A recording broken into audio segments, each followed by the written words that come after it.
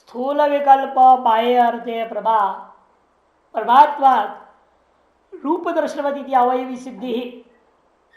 स्थूल विषय का जो सविकल्प ज्ञान है वह बाह्य घटादि स्थूल वस्तुओं का प्रमापक है, क्योंकि प्रमा ज्ञान होने से रूप आदि दर्शन के समान कहते उसे नच वृत्ति विकल्पादि बाह्य तत्वाद ये इत्यादि बाह्य तत्वादि उत्थान।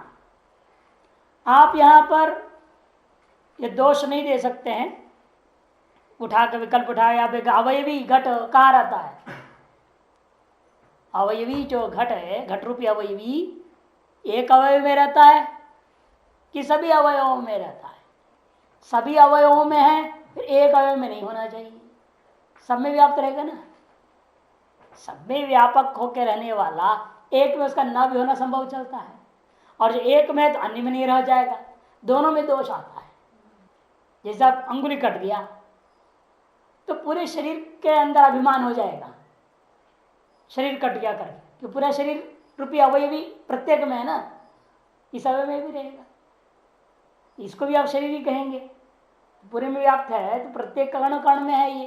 तो ये यहाँ कट गया तो क्या शरीर कट गया बोलेंगे आप, अंगुली कट गया नहीं बोल सकते आप, ये समस्या होगी है कि नहीं। अब जैसे घड़ा है, एक चीज छेद हो जाए तो क्या घड़ा फूट गया, अब ये ना क्या नहीं किनारा हुआ है बाकी ठीक ठाक है, ऐसे नहीं कहा जाता हो गया बेकार ही हो गया हुआ, कहीं भी छेद हो गया तो बेकार। उसी प्रकार यहाँ अंगुली कट गया तो फिर बेकार होगा पूरा शरीर। इसे कहते अवयवी यदि आप पृथक मानना भी चाहते हैं तो पूर्व पक्षी कहता है वो अवयवी कहाँ है, एक अवयव में है कि संपूर्ण में है। एक में अवयव में रहेगा अवयवित्व, फिर समस्या होगी अन्य अवयव में अलग पृथक अवयवित्व मानना पड़ेगा, और जितने अवयव है उतनी शरीर माननी पड़ जाएगी। लेकिन अभिमान होता है मैं एक शरीर वाला हूँ, अनेक शरीर वाला तो हूँ नहीं, हाथ का शरीर अलग है, पैर का शरीर अलग है, सिर का शरीर अलग है क्या। इसलिए एक अवयव में तो मान नहीं सकते, सकल अवयवियों में भी मान नहीं सकते, दोनों में दोष है, अतएव अवयवी ही नहीं है, ऐसा पूर्व पक्षी कहता है। वही करे वृत्ति विकल्प आदि बाह्य तत्वादि उत्थान।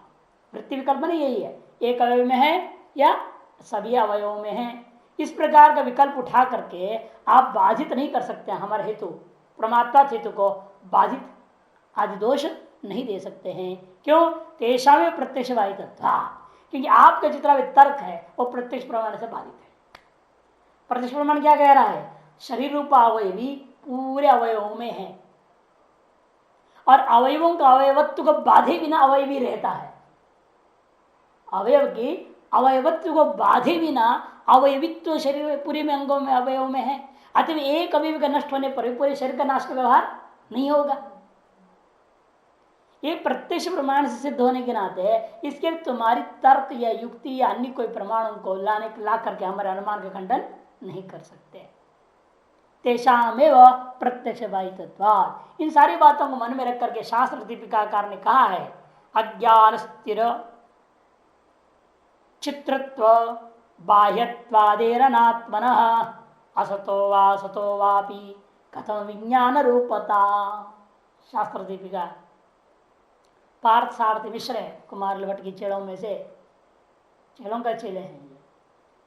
तो इन्होंने जो कहा था भाई देखो अज्ञान है, विज्ञान का विरोधी घट क्या अज्ञान रूप है, वो ज्ञानात्मक नहीं है ना। घट क्या है, ज्ञान का विषय होता घट ज्ञानात्मक है क्या, वो तो अज्ञानात्मक जड़ात्मक है। विज्ञान ज्ञानात्मक है और घट अज्ञानात्मक है। घट स्थिर है, विज्ञान चंचल है, अस्थिर है। घट विचित्र विचित्र हैं, छोटे बड़े अनेकों साइजों वाले अनेक हैं, और विज्ञान एक है। घट बाह्य है, विज्ञान अंतर है, आंतर वस्तु है। घट अनात्मा है, ज्ञान आत्मा है। घट असत है, ज्ञान सत है।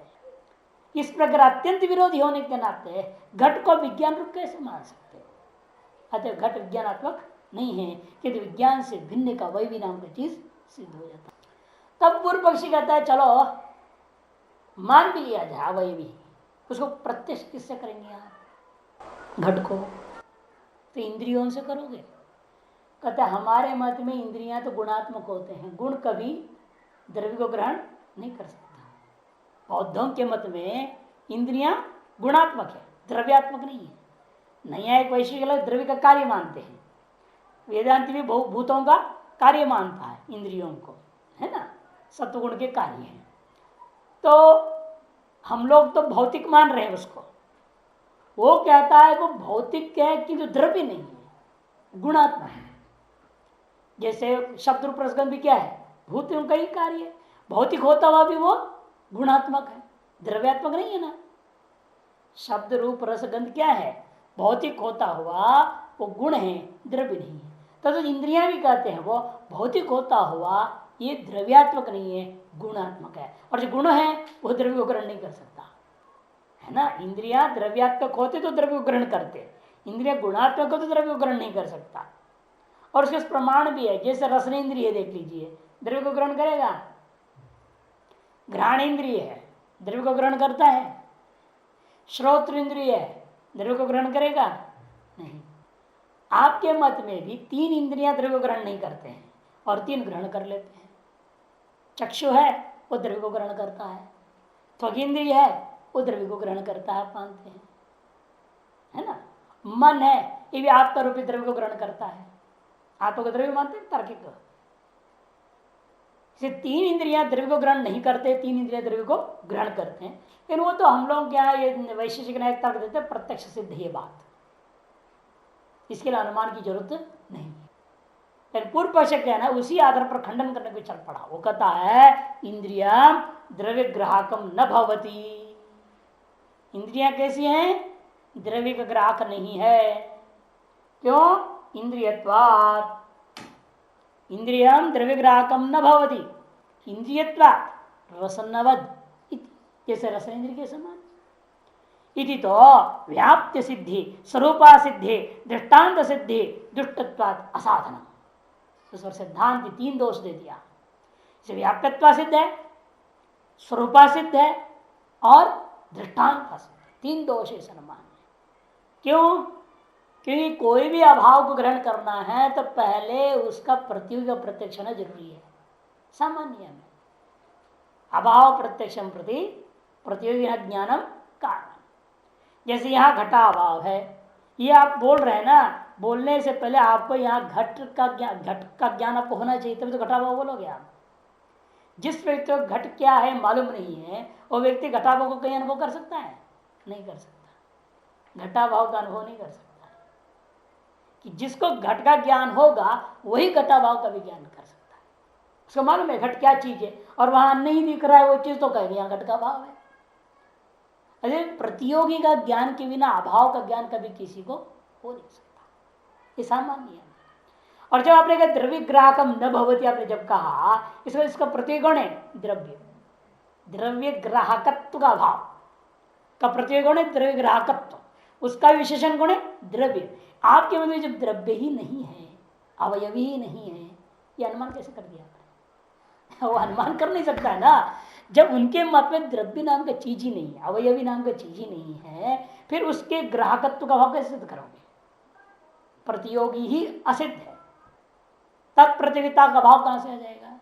ये सिद्धांत युक्ति देगा। प्रतियोगिनो अभावस्य अज्ञाने, अज्ञाने व्यतिरेक ज्ञातुम अशक्यत्व नहीं, प्रतियोगिनो अज्ञाने, प्रतियोगी का ज्ञान न हो तो व्यतिरेक समय अभाव से ज्ञातुम अशक्यत्वात्, अभाव का ज्ञान हो नहीं सकता, अतः व्याप्यत्व सिद्धि है। और स्वरूपा सिद्धि भी है। स्वरूपा सिद्धि कैसे है? इंद्रिय तो तुम कह रहे हो पक्ष में है, इंद्रिया इंद्रियत्वात् आपने कह दिया, क्योंकि आपके मत में इंद्रिय गुण रूप है और हम लोग के मत में इंद्रिया द्रव्यात्मक है। अच्छा, जो इंद्रियत्व रूप हेतु है उसका अर्थ क्या होता है? ज्ञान जनक गुण विशेष रूपत्व। बौद्धों के मत में, तो बौद्धों के मत में इंद्रिया क्या है? गुण विशेष रूप है। रूप विशेषात्मक इंद्रिय रूप को ग्रहण करता है, रूप विशेष ही इंद्रिय हो गया और उस इंद्रिय ने क्या कर दिया? सामान्य रूपों को ग्रहण कर दिया। शब्द विशेष श्रोत्र इंद्रिय है, वो उसने शब्दों को ग्रहण किया। ऐसे जब वो कहता है और विवादास्पद जो इंद्रिय हम पक्ष में ले रहे हो वो इंद्रिय किस दृष्टिकोण से ले रहे हो आप खंडन करने के लिए? हमारी इंद्रिय को ले रहे हो, जो हमारे मत का इंद्रिय है। कि आप वैशेषिक और नैयायिकों के द्वारा सिद्ध किया गया इंद्रियों में द्रव्य ग्राहकत्व को निषेध कर रहे हो। अर्थात नैयायिक और वैशेषिक द्वारा स्वीकृत इंद्रिय क्या है? द्रव्यात्मक है। और आज जो हेतु आप दे रहे हो अपने मत के अनुसार दे रहे हो। आपके मत के अनुसार हेतु क्या है? गुण रूप है। गुण रूपत्व पक्ष रूपा द्रव्यात्मक इंद्रिय में रहेगा?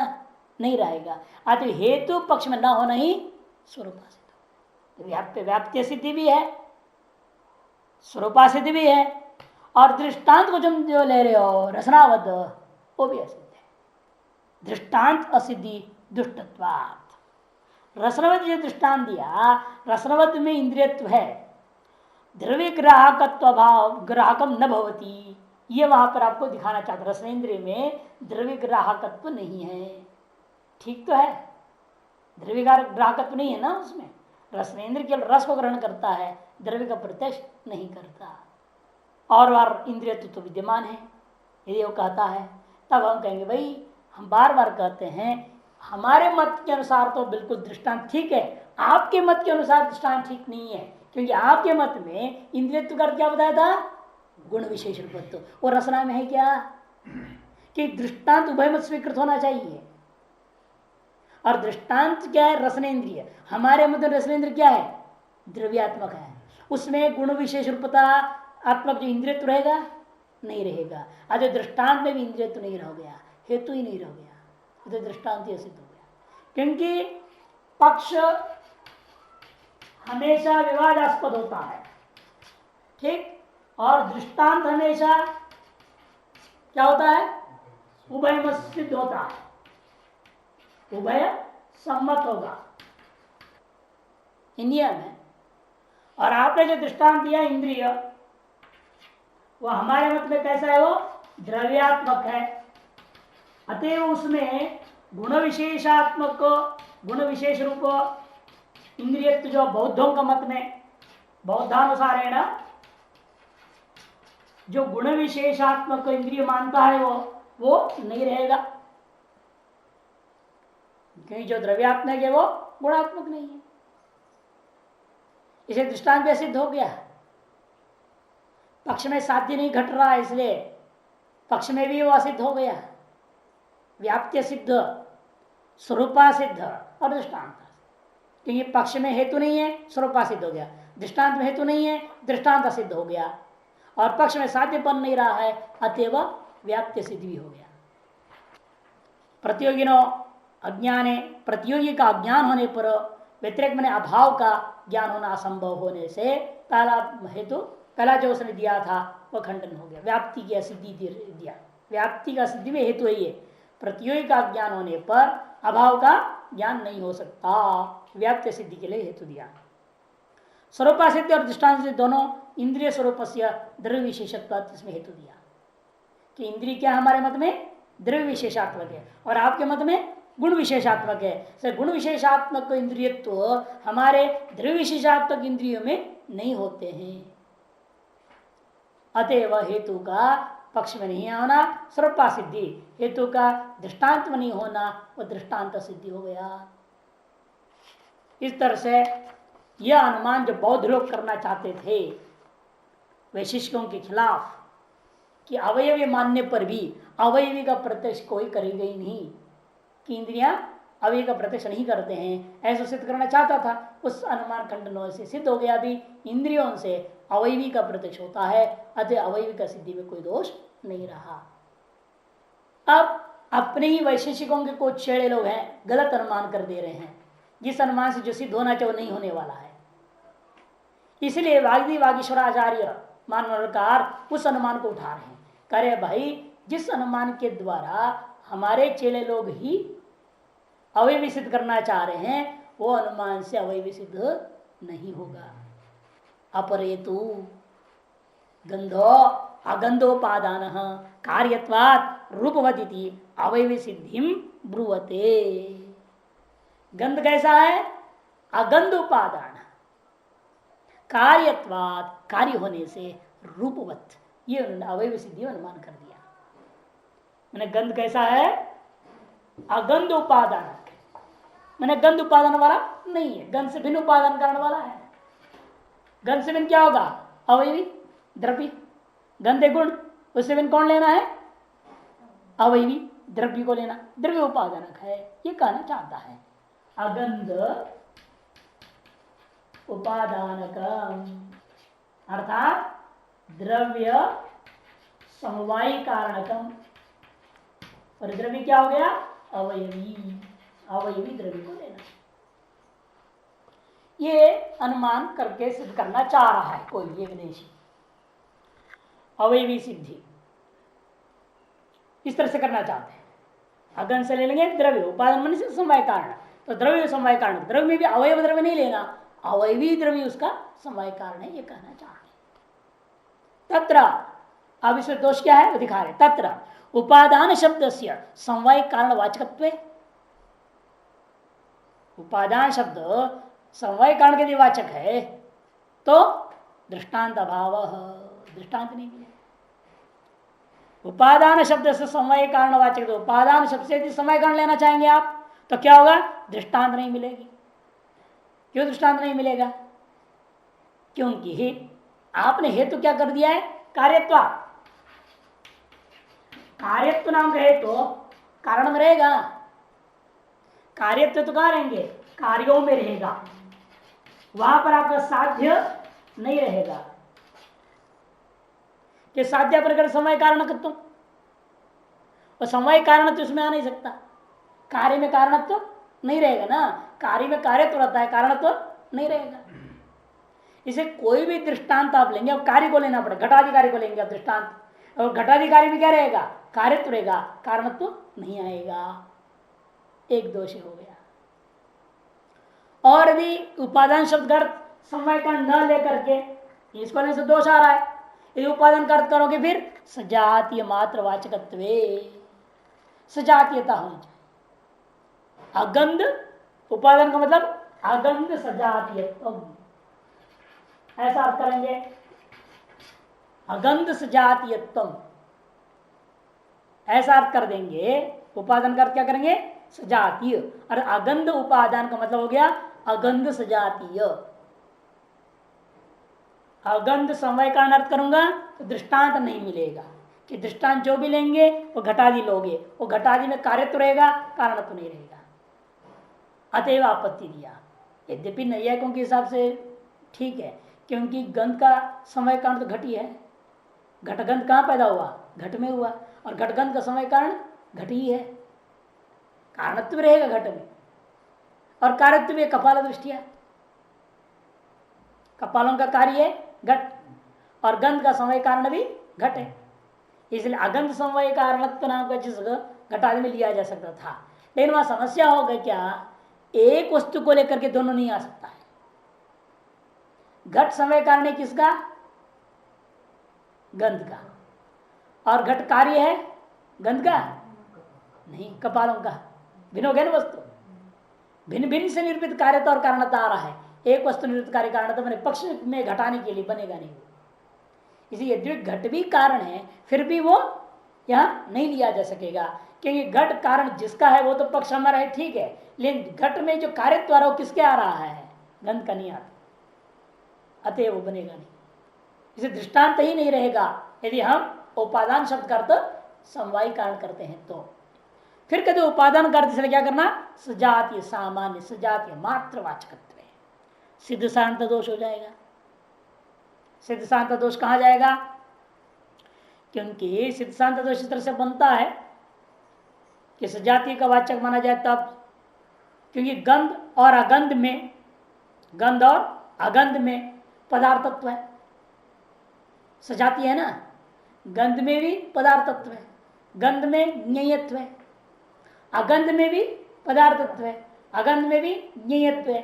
तो दोनों में रहने वाला एक सजातीय धर्म हो गया पदार्थत्व ज्ञत्वादि, वो तो पहले से अनादिकाल से सिद्ध है सभी के मत में, उसको सिद्ध करने के लिए क्या जरूरत है? अनुमान करना। ऐसे सिद्ध साधनता दोष। सजातीय शब्द क्या लेंगे हम? धर्म लेंगे जो दोनों में रहने वाला, गंध में भी अगंध में भी रहने वाला धर्म, कौन सा? ज्ञेयत्व, वाच्यत्व, पदार्थत्व, ये सारी चीजें जो है सर्वमत सिद्ध है। उभय मत क्या? सर्वमत सिद्ध है। अतएव ऐसे की सिद्ध करने के लिए अनुमान करने की हमें जरूरत नहीं है, तो सिद्ध शांत दोष आ गया। और तो फिर अत्यंत सजातीय होना चाहिए, सामान्य सजातीय नहीं, अत्यंत सजातीय होना चाहिए। अत्यंत सजातीय कोई मिलेगा ही नहीं कि गंध में जो जाति है, जो भी रहेगा धर्म, उसकी अत्यंत साध्यता अगंध में मिलेगा कहां से? गंध में जो विशेष धर्म है, गंधत्व है, वो अगंध में मिलेगा नहीं। अत्यंत साध्यता अर्थ ले लोगे वो तो असंभव दोषग्रस्त अनुमान वगैरह। अत्यंत सजातीय वाचकत्व प्रतिज्ञा पदयोर व्याघात स्यात्। प्रतिज्ञा पद और मैंने जब पक्ष और साध्य, जब प्रतिज्ञा में जो विद्यमान दो पद होता है ना, संदिग्ध साध्यवान पक्ष, मैंने साध्य साध्य विशेष पक्ष का नाम ही प्रतिज्ञा। प्रतिज्ञा हेतु उपनय निगमन, या नहीं? प्रतिज्ञा हेतु उदाहरण उपनय निगमन पंचाय होता है। प्रतिज्ञा में होता क्या है? परोदो निमान, साध्य और पक्ष। उस प्रतिज्ञा में विद्यमान दोनों पदों परस्पर व्याघात हो जाएगा। पदयोर व्याघात स्यात्। अत्यंत सजातीयता मिलेगा ही नहीं, विरोधी है एकदम, गंध और अगंध।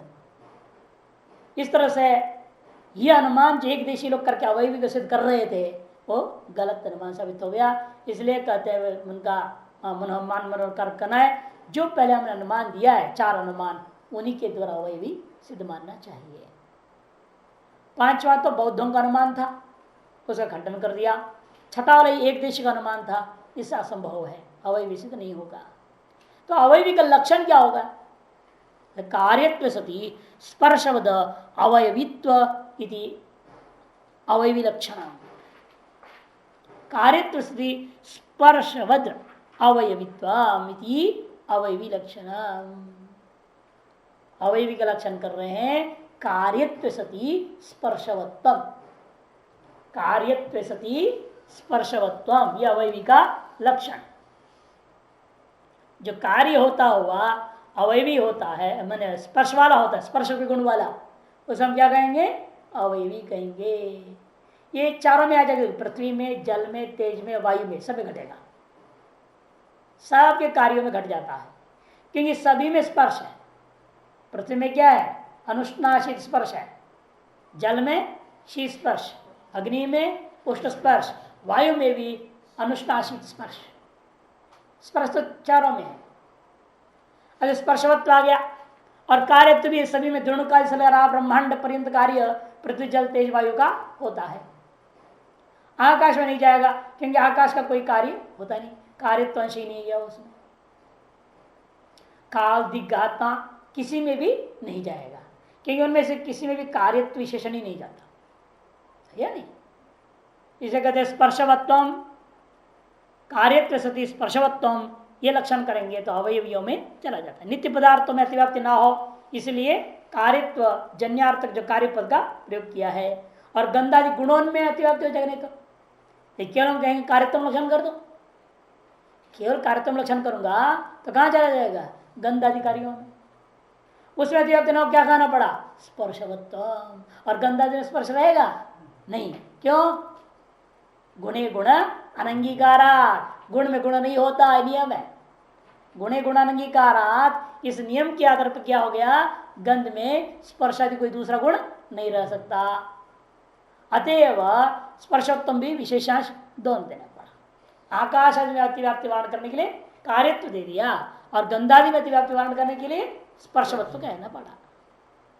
कार्यत्व सति स्पर्शोत्तम अवयविनो लक्षणम। और एक और बात है, न्याय लीलावतीकार ने कहा है, ये जो अनुमान में एक और दोष आ रहा है, गंध अगंधोपादनकम कह दिया ना उसने, एक देशी ने।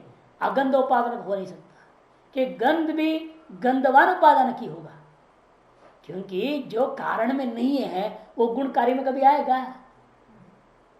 अब मान लो कारणभूता पृथ्वी में गंध न होता तो कार्यभूता पृथ्वी में गंध कहां से आ जाएगा? कि नियम ये होता है, कारण में रहने वाला गुण भी आवेगा और अपना कुछ विलक्षण गुण भी पैदा होना चाहिए। लेकिन जो कारण में है नहीं वो आ जाए, ये तो हो ही नहीं सकता।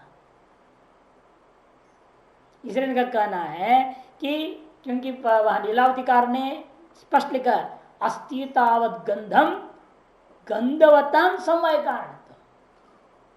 जो गंध है वो हमेशा गंधवान समय कारण में ही पैदा होता है, अगंधवान समय कारण से पैदा नहीं होता। अतएव भी अनुमान गलत हो गया। न्यायालय नीलावतिकार के दृष्टिकोण से भी ये अनुमान गलत है। हर तरीके से विचार करके देखें कि ये जो एक देशी अपरेज करके जो अनुमान बनाया अवयव सिद्धि में, इस अनुमान बिल्कुल गलत हो गया। इस प्रकार से अवयवी सिद्धि हो गई। अब परमाणु को सिद्ध करना है, अवयव को, परमाणु को सिद्ध करना पड़ेगा। उसके बिना अवयवी कैसे होगा? क्योंकि अवयवी है आपने कह दिया तो मतलब अवयव जरूर होंगे। वो अवयव का अंतिम स्वरूप क्या है? कि घट को तोड़ा, हाँ, उसके अवयव बन गए कपाल, कपाल को तोड़ा उसके टुकड़े बन गए हैं, उसको तोड़ा तो अंत में चूर्ण दशा हो गया। चूर्ण को भी पीस दो, क्या होगा? त्रसरेणु बनेगा। त्रसरेणु को भी तोड़ दो, धुणुक बनेगा। धुणुक को भी तोड़ दो, क्या बनेगा? परमाणु बनेगा। आपने यहाँ रुकी है ना, ये तो आप जानते इसलिए कह दिए, लेकिन नहीं तो हम पूछता हूँ क्यों बनेगा परमाणु? धुणुक को तोड़ा कोई और बना दो, डाणु बना दो, डाणु को तोड़ो कानू बनाओ, कानू को तोड़ो पानू बना दो, पानू को तोड़ो भानु बना दो। अनेकों नाम रख सकते हैं ना, उपसर्गी तो जोड़ने हैं, नहीं तो कुछ अक्षर जोड़ दो उसमें। लेकिन परमाणु आपने जोड़ा, परम शब्द जोड़ा है ना, द्वि और अणु धुणु जोड़ा, त्रि और अणु त्रिणु जोड़ा। तो ऐसे संख्या जोड़ो या कोई और शब्द जोड़ो या उपसर्ग जोड़ दो, कुछ तो काणु पाणु ढाणु लाणु ठाणु खाणु कर दो, बना दे जाओ उसको भी तोड़ तोड़ के। परमाणु ही क्यों? एक परमाणु नाम रख करके धुणुक तोड़ने के बाद वहीं पर आपने विश्राम क्यों किया? इसीलिए उसको सिद्ध करना जरूरी है। उस और आगे जाने में क्या क्या दोष आता है, क्यों आप आगे नहीं जाना चाहते हैं? और परंपरा को बढ़ाइए, उसको लंबा चौड़ा। इतनी बड़ी अवयव को तोड़ते उसका टुकड़ा करते करते आने के बाद धुणुक के बाद में शांत हो रहे हैं, आप थक गए लगता है, आप हम बना देंगे, चलो आप थक गए हैं, ये शंका होता है। तो इसीलिए इसको भी सिद्ध करना जरूरी है। नहीं परमाणु से और आगे उसके भी टुकड़ा ऐसा करके जरूरी नहीं है। एक तो जरूरी नहीं है और दूसरा आपत्ति भी है, अनवस्थादि दोष आ जाएंगे। क्योंकि हमने अवयव अविभाव की धारा क्यों मानना चाहते हैं, ये सोचने का विषय है ना। क्यों आप मान रहे हैं? हमें देख रहे हैं, हम एक चीज कोई चीज लिया, उसको हम तोड़ेंगे तो हम क्या देख रहे हैं? कुछ न कुछ परिमाण वाला ये है, कुछ न कुछ परिमाण वाला रह जाता, फिर भी और तोड़ो और कम परिमाण करो और कम परिमाण करो और कम परिमाण करो, ऐसे करते जाओ उस अवस्था तक, जिस अवस्था तक आप ये समझें कि और हम परिमाण वाले देख नहीं पा रहे हैं, हमारी बुद्धि से भी पकड़ी नहीं जा सकती है कोई परिमाण वाला वस्तु। वो अंतिम जो है जिसकी परिमाण उसके स्वरूप के अलावा अतिरिक्त कुछ भी नहीं रह जाए, उसी का नाम परमाणु हम। कि वहां तक हम देख रहे हैं महत परिमाण, इसको हम क्या करते हैं? बड़े को महत परिमाण, ये भी महत्व, उसका टुकड़ा भी महत परिमाण था, उसका भी टुकड़ा महत परिमाण वाला था, उसका भी टुकड़ा महत परिमाण वाला है। करते करते करते करते करते उस महत का आरंभ की अवस्था थी जहां पर महत नहीं है, वो दोनों को कहा है। दो परमाणु जब जुड़े उसमें जो परिमाण आया संख्याकृत परिमाण है, द्वितीय संख्याकृत परिमाण है। संख्याकृत परिमाण की वजह से उसे महत्व भी नहीं है, और वो महत्व आरंभ किया किसमें? त्रसरेणु में। त्रसरेणु में महत परिमाण को तृत्वात् महत्व आ गया, बहुत हो गया ना, तीन माने बहुत, बहुत्वात् उसे महत परिमाण मान लिया जाता है, और द्वित्व होने से वो महत्व का आरंभक माना गया। और उसको भी तोड़ने के बाद एकत्व आ गया, उस एक को और टुकड़ा करने की जरूरत नहीं है, क्योंकि वह एक जो होगा वह महदारंभक परिमाण की योग्य परिमाण की कल्पना करनी पड़ेगी। महत को जिसने आरंभ किया, किसने? दृढ़ को, वो दुणुक के होने योग्य एक परिमाण हमें माननी पड़ेगी। उस परिमाण का नाम रख दिया पारिमांडल्य परिमाण। पारिमांडल्य परिमाण होता है किसमें? परमाणुओं में। अतः परमाणु को सिद्ध करने के लिए अनुमान आरंभ कर रहे हैं। विवाद अध्यासितो गंध एतद गंध कारणेन जन्यते गंधत्वाद कार्यत्वाद एतद्वत्, यह अनुमान कर दिया। विवाद अध्यासितो गंध, और कौन सा गंध लेना? जो प्रथम गंध, जो पाकज गंध। कि पृथ्वी के परमाणु में गंध पैदा होते कि नहीं होते हैं? क्योंकि हमने पहले बता दिया है पृथ्वी के परमाणु में रूप रस गंध स्पर्श चारों के चारों अनित्य होते हैं। परमाणु में भी अनित्य है वो पाक से पैदा होते हैं। कि वैशेषिक दर्शन पीलुपाकवादी हैं, नैयायिक लोग पितृपाकवादी हैं। पीलुपाक पितृपाक। पीलुपाक का मतलब होता है पीलू मने छोटा सा, कण तक टूट करके वह रंग बदलेगा, रंग बदल करके फिर वो दृढ़काली बनते घड़ा बन जाएगा। अच्छा, इनके मत में क्या है? जो घड़ा भट्टी में गया, ये जो चावल आप पका रहे हो, और पकने के लिए क्या होता है? वो पूरा परमाणु तक नाश मानते हो उसको। चावल का दाना परमाणु तक नाश हो गया और फिर दोबारा बन गया भात के रूप में, ऐसे वो मानते हैं। कदे ले देखने में तो चावल दिख रहा है नाश्ता वगैरह आपको दिखता है, लेकिन परमाणु तक वो नष्ट हो चुका है। आपके अदृष्ट की वजह से दोबारा भात बन गया। प्रश्न उठा, मान लो गाय ने घास खाया, गाय घास खाई और सांड भी घास खाया, दोनों घास खाए। दोनों की घास जो खाए हुए घास जो पेट में पचा, ठीक से पच गया, दोनों से गोबर निकल रहा है। लेकिन एक में दूध भी बन गया, दूसरे में दूध नहीं बना। क्यों? जो घास खाया गया वो परमाणु तक नष्ट हो गया। गाय का पेट में भी परमाणु तक नष्ट हुआ, सांड का पेट में भी परमाणु तक नष्ट हो गया। और घास के वो जो परमाणु है, उस परमाणु में, सांड खाए हुए घास के परमाणु में दूध की आरंभक शक्ति नहीं मानते हो, और गाय के खाए हुए घास के परमाणुओं में दूध की आरंभक शक्ति मानना पड़ेगा। ये क्यों? घास तो वही था, घास तो वही इसने भी खाया, वही उसने भी खाया। कोई घास में कोई अलग अलग, ये तो है नहीं कि ऑस्ट्रेलियन ग्रास अमेरिकन ग्रास को खिला दिया है, हैं? हाँ, एनिमल्स ही नहीं, इसमें जीव का अदृष्ट कारण है। जो जीवात्मा है इनके अपना अदृष्ट ही कारण है। इसलिए भगवान ने ऐसे शरीर बनाया कि आदमी के शरीर से दूध नहीं होता, माँ के स्त्री का शरीर से दूध हो जाता है। उस शरीर को इस तरह से बना दिया है जीवों के अदृष्ट के अनुसार। अब ये देखिए ना, कस्तूरिया रखा है, कपूर रखा है, कपूर उड़ के खत्म हो गया, कस्तूरी अभी सुगंध दे रहा और हमें सुगंध देते रहता, उड़ता नहीं। क्यों? है तो भौतिक भी, भौतिक हो भी, लेकिन भौतिक वस्तुओं के स्वभाव ऐसे बना दे जीव के अदृष्ट के अनुसार। कपूर का भोग और कस्तूरी का भोग, इन दोनों के भोग में अंतर है। जीव के अदृष्ट जो है क्षणिक भोग है किसमें? कपूर में, और स्थायी भोग है कस्तूरी। इन सब का आधार कौन है? जीवों का अदृष्ट माना गया। इसी प्रकार से पर पृथ्वी के परमाणु में, पृथ्वी के परमाणु में रहने वाले रूप रस गंध और स्पर्श, ये चारों के चारों क्या मानते हैं? अनित्य मानते हैं। लेकिन जलादि में विद्यमान, जलादि में जो यही होंगे गुण, ये कैसे है?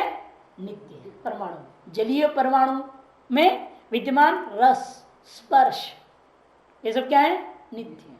तेजस्वी परमाणु में विद्यमान रूप और स्पर्श नित्य है। वायु परमाणु विद्यमान जो स्पर्श नित्य है।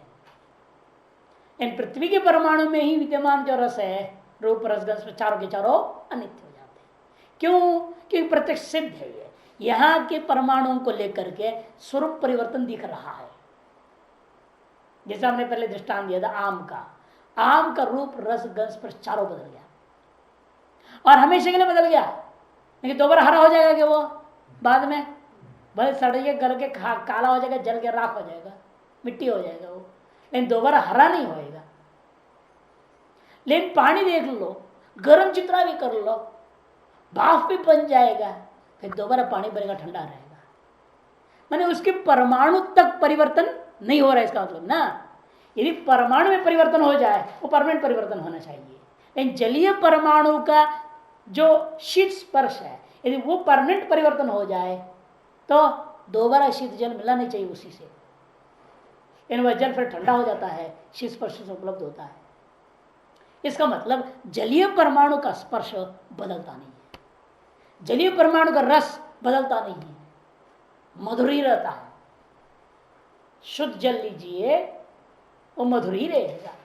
उसको आप कोशिश करो जल के परमाणु को खट्टा कर दो, कर नहीं सकते आप, वो औपाधिक होगा, उपाधि हटा दो फिर वापस मिठा आ जाएगा उसमें।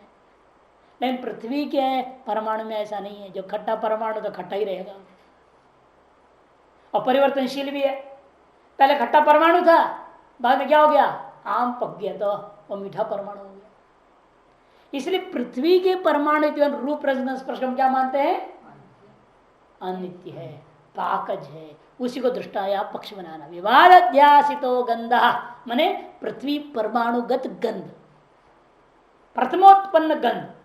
पृथ्वी परमाणु में जो प्रथम पाकज जो गंध पैदा हो रहा है वो कैसा है, वह एतद गंध कारण न जन्यते गंधत्वात्, इस गंध के समवाय कारण से उत्पन्न होता है। उस गंध का समय कारण कौन होगा, प्रथम गंध का परमाणु माननी पड़ेगी कि परमाणु में ही तो पैदा हो रहा है ना। क्योंकि वैशेषिक मत में हमने बताया ना, पीलू पाक बोलते हैं इसको, लोग क्या बोलते हैं इसको, पीलू पाक। पीलू कहते छोटा सा परमाणु तक का नष्ट होकर के वहां रंग बदलने का नाम पीलू पाक है। और पीठर पाक मैंने अवयवी पक जाना, बर्तन पकना। पीठर कहते हैं बर्तन को, संस्कृत में पीठर कहते हैं बर्तन को, बर्तन का नाम मैंने अवयवी, उस लक्षित है यहाँ। मैंने पूरी अवयवी में ही रंग रूप बदलता है ऐसे मानते हैं, परमाणु तक नाश हुए भी ना बदल जाना, उसको पीठर पाक। और पीलो पाक ने परमाणु तक नाश होके परमाणु में रंग बदला, उसके बाद दोबारा अवयवी बन गया, दोबारा अवयवी बन गया। क्यों बना, वो भी जीवों के अदृष्ट की वजह से बन गया। तो भट्टी में डाला हुआ सारे घड़ा पक करके ठीक से बाहर निकलेगा नहीं, कुछ घड़े खराब हो जाते हैं, टेढ़े मेढ़े हो जाते, काले हो जाते, नष्ट हो जाते हैं, जल जाते हैं। ईंटों की भट्टी आपने देखी, ईंट में क्या होता है, कोई पक जाता है, कोई टेढ़ा मेढ़ा हो जाता है। ईंट भी पक, इतना ज्यादा पक जाता है और टेढ़ा मेढ़ा हो जाता है। तो उसमें नहीं है कौन का कहना है पीठ पाक, वही भी ऐसे पक गया। लेकिन वैशिष्ट कहना नहीं, वो ईंट हो या कुछ भी हो जो भट्टी में था, जहां पक रहा है परमाणु तक नष्ट हो गया और रूप रसगंध बदल गया, फिर दोबारा अवयव बना। जब दोबारा अवयव बना वो जीवों के अदृष्ट की वजह से कोई टेढ़ा अवयव हो गया, कोई ठीक से पका हुआ अवयव हो गया, कोई कैसा भी कोई कैसा अवयव हो जाएगा। इसलिए आदमी भी वही रोटी खा रहा है, रोटी चावल दाल सब्जी, औरत भी वही रोटी दाल सब्जी खाती है कि नहीं। लेकिन इसमें अलग अलग पुर्जों के निर्माण फर्क हो गया, पुर्जों का निर्माण फर्क नहीं हुआ गया, इसके सारे पुर्जे अलग है, उसके पुर्जे अलग हो गए। कुछ तो सामान्य आंख वगैरह तो औरत की भी आंख होते, पुरुष के भी आंख होते हैं, नाक आपका भी नाक, उनका भी मुंह, उनका भी मुंह, इनका भी, कुछ तो सिमिलैरिटीज है। लेकिन कुछ अंग तो बिल्कुल ही डिसिमिलर हो जाता है, विलक्षण पैदा हो जाते हैं और शक्ति सामर्थ्य सब अलग हो जाता है, बनावट अलग हो गया, आकार भी अलग हो गया। सामान्यतः मनुष्य कहा जाता है, इन आकार में बहुत अंतर है। कहीं आपके यहाँ विलक्षण हड्डियां हैं और कहीं उनके शरीर में हड्डियां ही नहीं है, ऐसी कई जगह है शरीर। तो इस प्रकार से जो विलक्षणता कैसे पैदा हुआ, खाई तो वही रोटी दाल सब्जी मां है। लड़की जब बच्ची पैदा हुई, उस बच्ची में अंग से अंतर कैसे पड़ गया, उसी दाल रोटी से बना। और कई बार ऐसे भी देखा विलक्षणता, एक ही माँ के गर्भ में जुड़वे बच्चे, एक लड़का एक लड़की, कमाल है, क्या फॉर्मेशन किया भगवान ने अंदर में है। खाई हुई दाल रोटी सब्जी माने ना, तो है नहीं कि लड़का पैदा हो रहा है लड़की पैदा हो रहा है, दोनों पैदा हो रहे, अलग अलग मटेरियल खा रही है। वो मटेरियल तो वही था, पैदा विलक्षण परसवृद्ध एकदम विलक्षण वस्तुओं का पैदा अंदर हो गया। ये सब क्या है, जीवों का अदृष्ट माना।